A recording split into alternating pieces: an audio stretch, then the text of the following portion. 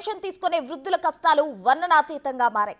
Pension ఇంటికే తీసుకొని ఇవ్వాలని ఎన్నికల కమిషన్ ఆదేశాలు జారీ చేసింది. ఈ విషయం తెలియక గ్రామ సచివాలయాలకు చేరుకున్నారు వృద్ధులు. మీరంతా ఇళ్లకు వెళ్లిపోవాలని అక్కడ సిబ్బంది చెప్తుండడంతో ఏం చేయాలో పాలుపోక తలపట్టుకుంటున్నారు.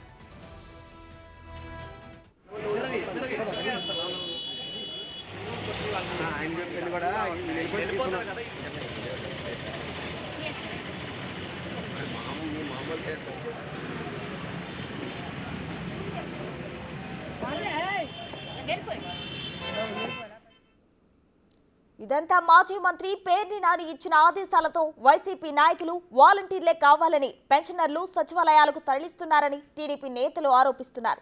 ఇంటికే పెన్షన్ తెచ్చిస్తామంటున్నప్పటికీ కావాలని ఎండలో వృద్ధులను సచివాలయాలకు రప్పిస్తున్నారని విమర్శిస్తున్నారు. మరోవైపు సచివాలయం సిబ్బంది ఇప్పటికే బ్యాంకులకు వెళ్లి డబ్బులు విత్డ్రా చేశారు. ఈ మధ్యాహ్నం 3 గంటల తర్వాత ఇళ్ల దగ్గరకే వెళ్లి వృద్ధాప్య పెన్షన్లు అందించనున్నారు. మరిన్ని వివరాలు మా ప్రతినిధి విజయవాడ నుండి మల్లికార్జున్ అందించడానికి సిద్ధంగా ఉన్నారు. చెప్పండి మల్లికార్జున్, ఇప్పటికే వృద్ధులు సచివాలయాల దగ్గర బార్లు తీరినట్లు పరిస్థితి మనం చూస్తున్నాం. చెప్పండి, దీనికి సంబంధించిన అప్డేట్స్ ఏంటి? రాష్ట్ర వ్యాప్తంగా కూడా నేటి నుంచి పెన్షన్ పంపించేందుకు రాష్ట్ర ప్రభుత్వం అన్ని ఏర్పాట్లు చేయడం జరిగింది. దీనికి సంబంధించి ఈరోజు ఉదయం 7 గంటల నుంచి కూడా సచివాలయాల వద్దకు, ఇటు గ్రామ సచివాలయాలు కావచ్చు, వార్డు సచివాలయాలు కావచ్చు, ఈ సచివాలయాల వద్దకు కూడా వృద్ధులు అధిక సంఖ్యలో చేరుకుంటా ఉన్నారు.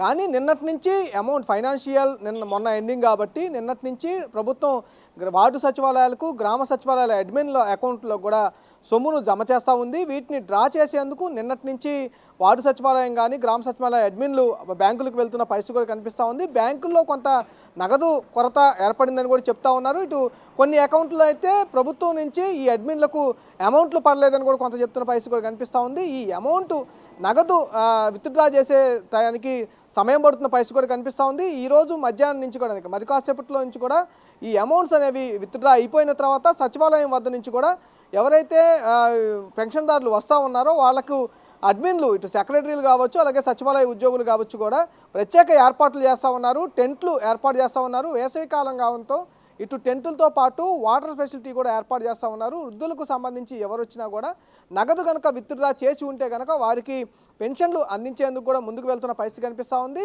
నగదు విత్డ్రా కాని సచివాలయాల్లో మటుకి కొంత టైం బట్టే అవకాశం కనిపిస్తూ ఉంది.